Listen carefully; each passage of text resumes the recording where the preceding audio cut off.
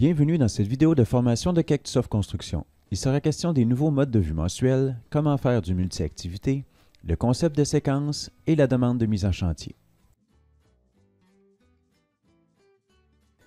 Tout d'abord, le panneau de contexte est maintenant situé à droite et est accessible à partir d'ici. Il existe deux sections, planification qui est identique à l'ancienne version avec les filtres, et la section mise en chantier qui est optionnelle que nous verrons à la fin de cette vidéo.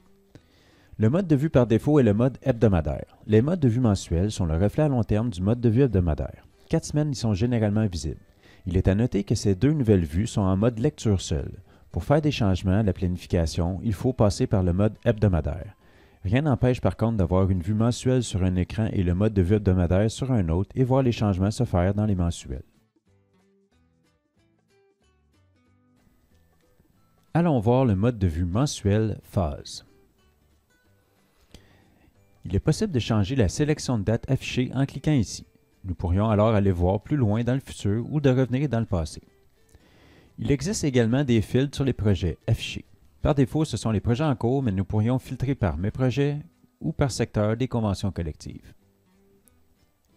Le pied de page de la vue hebdomadaire est situé au haut de la vue.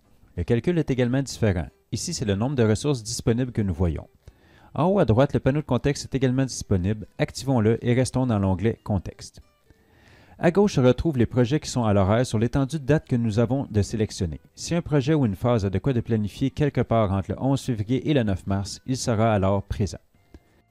Pour le premier projet, on voit qu'il y a 4 semaines de désamiantage de planifier. Le nom et la couleur de la séquence viennent du nom et de la couleur de l'activité dans votre instance. Il se peut que toutes les bandes soient noires si vous n'avez jamais changé la couleur d'une activité. Le lien de la vidéo sur la création des types d'activités est dans la description ci-dessous. Les types d'activités sont disponibles par les 3 petits points et paramètres. Les couleurs peuvent permettre de rapidement faire la distinction entre les activités prévues, comme c'est le cas du projet centre commercial. Avec le panneau de contexte ouvert, il est alors possible de cliquer sur une case et de voir les détails venant de la vue hebdomadaire. On peut également cliquer sur la colonne d'une journée pour voir tous les chantiers de cette journée. Aucune modification n'est possible, ce n'est qu'en lecture seule. On peut également, pour une journée donnée, filtrer par projet à l'horaire ou par activité.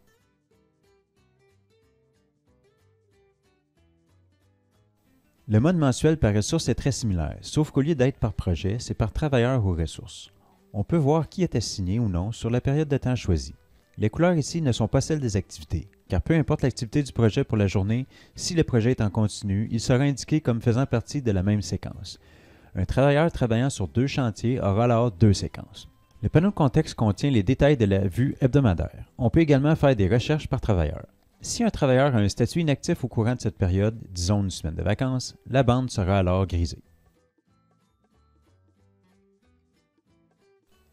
Le multi-activité permet de voir dans le séquenceur toutes les activités planifiées pour un projet ou une phase. Il ne sera plus nécessaire de trouver la bonne séquence d'un projet à l'horaire pour pouvoir aller y faire des modifications. Vous aurez alors une vue d'ensemble de tout ce qu'il y a à l'horaire pour ce chantier.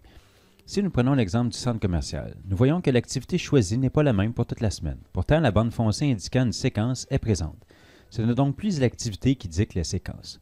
Allons voir le tout dans la section « Modifier la séquence ». Commençons par les filtres en vert. Par défaut, c'est filtré à partir d'aujourd'hui, mais nous pourrions l'enlever et voir dans le passé ou aller voir à partir de telle date dans le futur pour faire des modifications en lot. Ensuite, nous voyons la séquence. Nous allons y revenir à la fin de la vidéo, mais par défaut, ce sera séquence 1 qui sera présente. Si vous décidez de ne pas utiliser les séquences, vous verrez quand même séquence 1 par défaut et vous n'aurez qu'à la laisser telle quelle. Ensuite, on voit l'activité filtrée. Par défaut, le type sélectionné est celui du chantier choisi lors du clic droit pour modifier la séquence. Donc, quand j'ai fait mon clic droit plus tôt, c'était sur l'activité Supervision.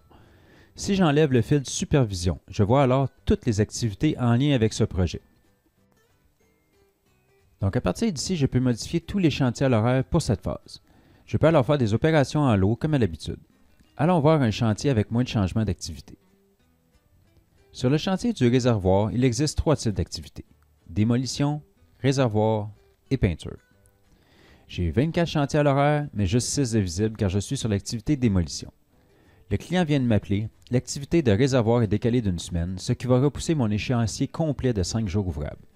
J'enlève le fil de type d'activité, je choisis rapidement les activités réservoir et peinture, je clique sur déplacer les chantiers de 5 jours, et voilà, c'est fait.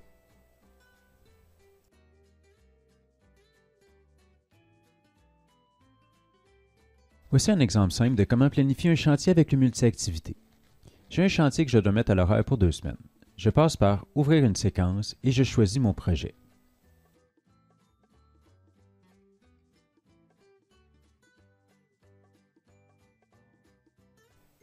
Je vais cliquer sur « Ajouter des chantiers » et inscrire 9 pour en avoir un total de 10. On voit alors mes 10 chantiers ajoutés. Disons que les 5 premiers jours, ce sera de l'excavation. Je les sélectionne, vais dans « Modifier les chantiers » et choisis « Excavation ». C'est fait. Ensuite, les 3 suivants seront de l'asphaltage. Modifier les chantiers, activité, asphaltage. Je peux également cliquer sur une activité directement et la changer à partir d'ici. Supervision, ça peut être aussi simple que ça, démolition. On voit alors les changements et je peux faire appliquer et le tout sera dans l'horaire hebdomadaire.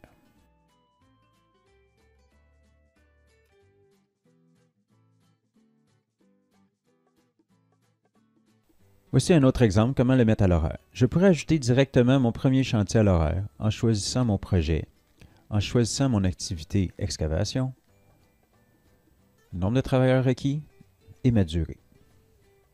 J'applique et je ferme. Mon projet est alors à l'horaire. Je vais faire un clic droit et je vais aller modifier les séquences. Je vais enlever le filtre sur l'activité et je vais ajouter des chantiers. 9 pour en avoir un total de 10. On voit que tout est en excavation. Donc les jours 6, 7 et 8 étaient des jours d'asphaltage. Je les sélectionne, modifie les chantiers, change l'activité pour asphaltage. Confirmer. Et ensuite, je peux manuellement changer chacune des journées, avoir la bonne activité telle que souhaitée. Démolition. J'applique et je ferme.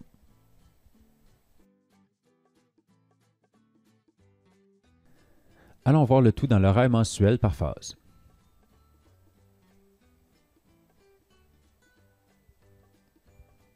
Nous voyons alors notre projet avec les activités telles que fait dans le séquenceur.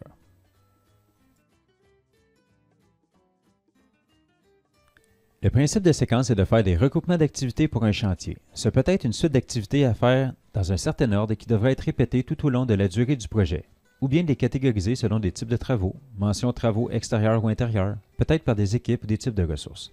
Prenons un exemple. J'ai un projet que j'ai fini de mettre à l'horaire. J'enlève le filtre sur les activités. J'ai 3 activités sur ce chantier. J'ai certains travaux qui sont à l'heure et d'autres qui sont tels que soumission. Je veux les distinguer dans mon séquenceur. En cliquant sur le dossier bleu de séquence, je peux alors modifier le nom de ma séquence 1. Appelons-la « Soumissionner ». Ajoutons une deuxième en cliquant sur le plus. Appelons-la « Extra à l'heure ».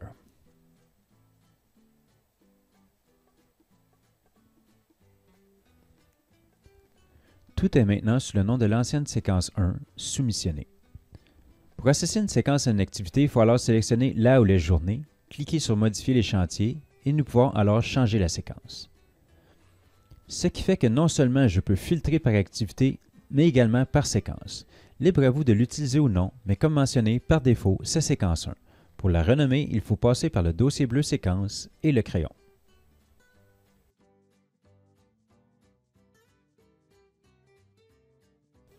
La mise en chantier permet de faire, comme le nom l'indique, une demande de mise en chantier directement à partir d'un projet. Lorsque la demande sera créée, celle-ci pourra alors être mise à l'horaire par le répartiteur. Elle contiendra alors les contraintes que vous y aurez mis. Prenons le projet agrandissement. Allons dans le calendrier de phase. Dans la section de droite, cliquons sur « Mise en chantier ». Allons en créer une en cliquant ici. La phase est déjà choisie car nous étions déjà dedans. Choisissons une activité, disons maçonnerie. Ensuite, ce sont les informations de la phase. Allons à la section planification. Le nombre de chantiers, je vais dire 5. Je pourrais également changer la récurrence, comme dans le séquenceur. Il faut ensuite choisir une date. Nous avons plusieurs options, tout dépend de votre chantier et de vos délais par exemple. Vous avez 5 jours pour faire le projet. Le client n'est pas pressé, pourvu que ce soit fait avant la fin du mois. Voici comment nous pourrions le faire la demande. Je vais aller à la date de fin et tout de suite dire le 29 février. Mais au lieu d'être flexible sur la date de fin, nous allons dire qu'au plus tard, il faut que ce soit fait le 29. La date à planifier est alors le 23. Je peux utiliser la suggestion du 23 février. J'enlève tout. Voici un autre exemple. Disons que c'est la date de début qui doit être respectée absolument. Je peux dire que c'est le 15 février exactement. La date de fin suggérée est alors le 21 février. Je suis flexible sur la date de fin, mais je peux même spécifier à mon répartiteur qu'il faut que ce soit fini au plus tard le 29 février. La date suggérée de planification reste le 15, mais lors de la mise en chantier dans la planification, nous pourrons faire des ajustements et nous verrons alors le comportement de la mise en chantier. Il y aura des avertissements à la planification si nous ne suivons pas les contraintes de la mise en chantier. Restons flexibles sur la date de début et la date de fin, au plus tard le 29 février. Logistique, disons 3 personnes pour 8 heures, je crée. Nous voyons alors la demande. Elle a le statut en attente, ce qui veut dire qu'elle pourrait être planifiée, donc mise à l'horaire. On pourrait, par les 3 petits points, la changer pour mettre en statut brouillon, si nous n'avions pas encore fini nos demandes. Il est à noter qu'elle pourrait également être planifiée, mais pour la voir, il faudrait ajouter le fil brouillon dans la planification de chantier. Nous voyons donc en attente, date de début environ le 15 février car la date de fin est au plus tard le 29 février.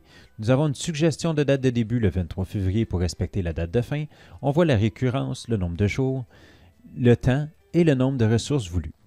Je vais en créer une autre rapidement pour avoir une autre activité et allons voir le tout dans la planification.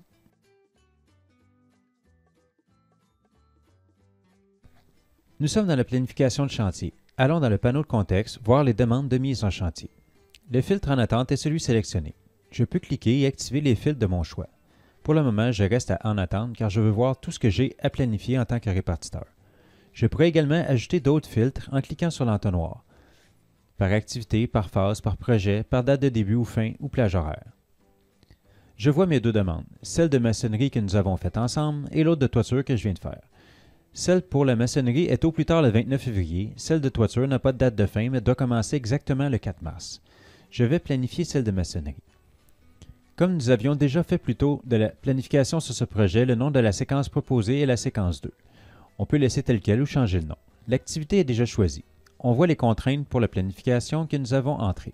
Le logiciel nous propose la plage du 15 au 21 février. C'est ici que les contraintes vont entrer en action. Nous avons 3 crochets verts, je respecte donc ce qui a été demandé. Je peux cliquer sur le calendrier et je pourrais alors jouer avec les dates. Disons que je débute le 26. J'ai alors un avertissement en rouge comme quoi nous ne respectons pas les contraintes. Chaque fois que je change une chose, je peux voir si je respecte les contraintes ou non.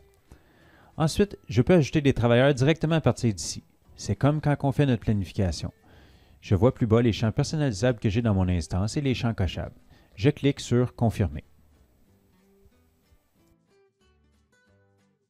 Nous sommes alors dans le séquenceur. Nous voyons en haut les informations de la demande de mise en chantier. Je peux faire les modifications que je souhaite et encore une fois, si je ne respecte pas une contrainte, j'aurai le X rouge. Il est à noter que nous ne bloquons pas la mise à l'horaire si une contrainte n'est pas respectée. Nous vous laissons gérer le tout. Je vais alors appliquer et aller planifier ma deuxième demande également. Je vais la planifier rapidement en suivant les contraintes de celle-ci.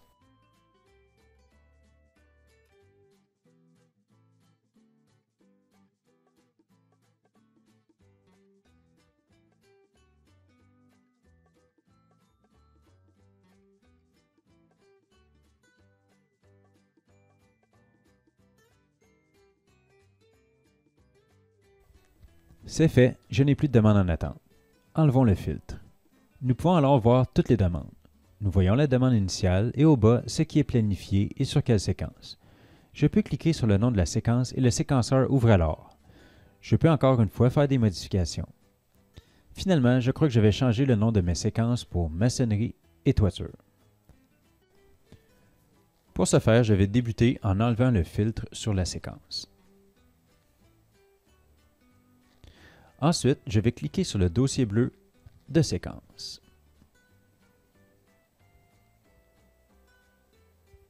Je vais cliquer sur le crayon de la séquence 2 pour la renommer. Appelons-la maçonnerie. Je sauvegarde. Je clique sur le crayon de la séquence 3. J'efface. Appelons-la toiture. Je sauvegarde. Je ferme. Je vois alors les séquences que je pourrais filtrer. Mes demandes de mise en chantier contiennent maintenant le nouveau nom des séquences. En cliquant dessus, je suis alors dans le séquenceur filtré par la séquence toiture.